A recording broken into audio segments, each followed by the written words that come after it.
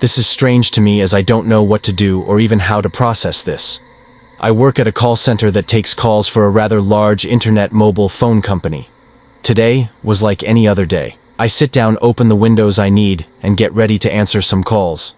You see, I work for the retention side of things, where people call in to remove a line of business or cancel their accounts. However, we do get some calls where people want to transfer services or change their name on the account, etc. Today, I got a call to cancel an account that was canceled already. Here's how it went for context.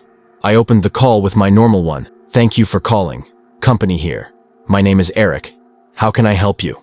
I said with confidence. A short time passed before I heard a very quiet voice say, "Yes, my name is Mel and I want to cancel my account." The voice coming through was surrounded by static, and her low tone made it hard to hear, but I was able to pick up what she needed. "Of course. May I ask, why are you canceling today?" There was a slight pause and a sigh before I heard, "I can't use it anymore, so I just don't need it," she said rather weakly, like it was hard for her to speak. "Oh, of course. Is there a reason why you can't use it, or are you moving?" I asked with empathy. It was then there was a short pause of only about 30 seconds when I heard the voice crystal clear. "No, I just cannot use it." Something about this made my spine chill, like a primal fear of mine was just triggered, and I had no way of stopping it. What do you mean, ma'am?" I asked, while being a little shaken up. "I can't see anything. It's cold and wet here. Can you help me?" Her voice sounded desperate and in pain, but the static was starting to flood the line. It was almost impossible to hear her, but she kept saying, "Help me, I'm stuck," from what I could piece together. The begging became yelling and screams of pain. At one point I had to put my headset down because it was so loud. Loud enough for my neighbor working next to me to notice and gasp. "Are you okay?" he asked. "Why, yeah, just this lady isn't making much sense." I grabbed my headset and unmuted the mic and spoke again. "Ma'am, I would love to help you, but I can't understand you. Can you get to a place where there is no static?" I said with a false smile and confidence. The static started to turn into deafening silence.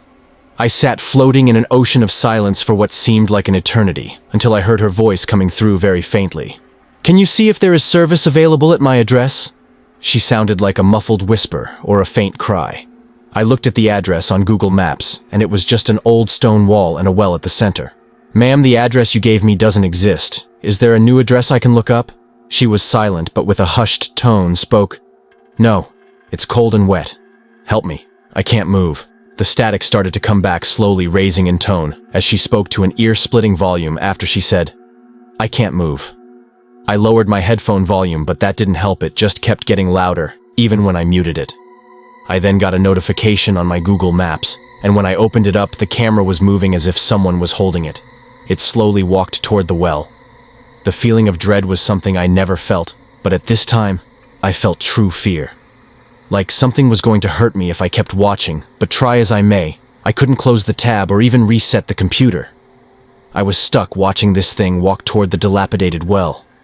It took a few moments of silent walking before it was at the well. I looked into the well, and all I saw was pristine, clear water. The well inside was covered in moss and cobblestone, but you could see the bottom, and it was only water. As I watched, the woman was talking over the phone again. "I am there. Please help me before he gets to me," she said as if she was crying. It was then the camera fell into the well and landed at the bottom. The well had crystal clear water, but with one thing. A partial hand with only 2 fingertips poking out of the cement floor of the well. "Help me. I can't move," she said over and over again. She kept saying it before I heard a blood-curdling scream and the camera on Google cutting off back to the road. The call cut off, and I was left there crying. I don't remember crying, but tears were flowing down my face. Later on that week, my boss called me in for coaching and sat me down. "Eric, we pulled one of your calls, and this one was strange. Can you help us make sense of it?" He pulled the call and we sat down and listened to it. It was all static on her end, and you can hear me talking to myself the whole time. She didn't say a word, but everything I did, like pull up her non-existent account and address, was shown on my screen. "So, were they just wanting to cancel? We can't hear them, could you?" he asked, visibly shaken by this interaction. I looked at him, and a tear ran down my face. She needed help. She's stuck. I was in a trance, and I only knew this after my boss told me what happened. We agreed to forget about it both after the coaching. I'm taking a mental break, using my paid vacation. Should I help her? Should I go save her? I don't know what to do, but she won't stop calling my cell phone. Help me. I'm stuck.